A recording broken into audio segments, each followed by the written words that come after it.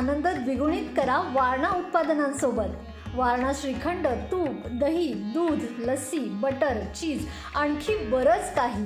सणासुदीच्या काळात शुद्ध आणि सात्विक वारणा उत्पादने घरी आणा। वारणा, आनंद अस्सल चवीचा।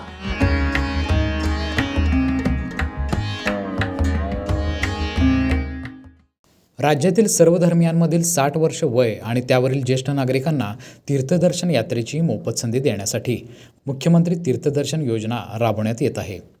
मुख्यमंत्री तीर्थदर्शन योजनेअंतर्गत राज्यातील पहिली रेल्वे कोल्हापूर जिल्ह्यातून अयोध्येसाठी आज रवाना झाली। मुख्यमंत्री एकनाथ शिंदे यांनी दूरदृश्य प्रणालीद्वारे याचा शुभारंभ केला। कोल्हापूर जिल्ह्याअंतर्गत तीर्थदर्शनासाठी 2146 अर्ज प्राप्त झाले होते। त्यापैकी 1983 अर्ज पात्र झाले असून त्यामधील 800 लाभार्थ्यांची लॉटरी पद्धतीने निवड करण्यात आली आहे।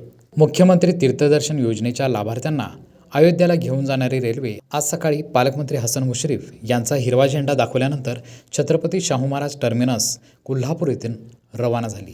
यामध्ये निवड झालेल्या सर्व लाभार्थ्यांचा प्रवास, निवास, भोजन इत्यादी खर्च महाराष्ट्र शासनाच्या वतीने करण्यात येणार आहे, असे पालकमंत्री हसन मुश्रीफ यांनी सांगितलं। महाराष्ट्र शासनाच्या महायुती शासनाच्या मार्फत मुख्यमंत्री तीर्थक्षेत्र योजना या योजनेचा राज्याचा शुभारंभ आज कोल्हापूरमध्ये होतोय। पालकमंत्री म्हणून फार मोठा आनंद मला झालेला आहे।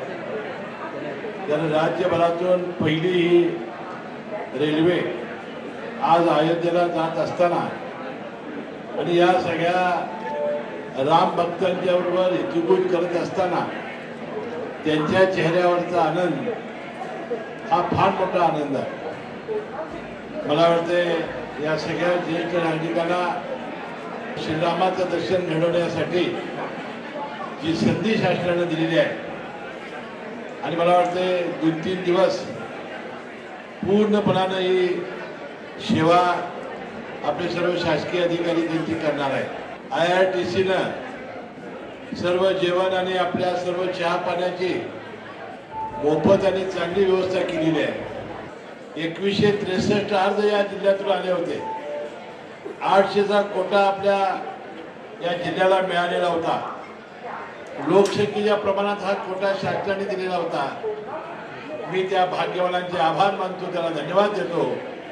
त्यातल्या 800 लोकांचे आज लॉटरी पद्धतीनं आपण श्रीरामाचं दर्शन घडवण्यासाठी आज ही विशेष ट्रेन सोडली जाते आणि ती महाराष्ट्रातल्या या योजनेची पहिली ट्रेन आहे, याचाही मला मनापासूनचा आनंद आहे।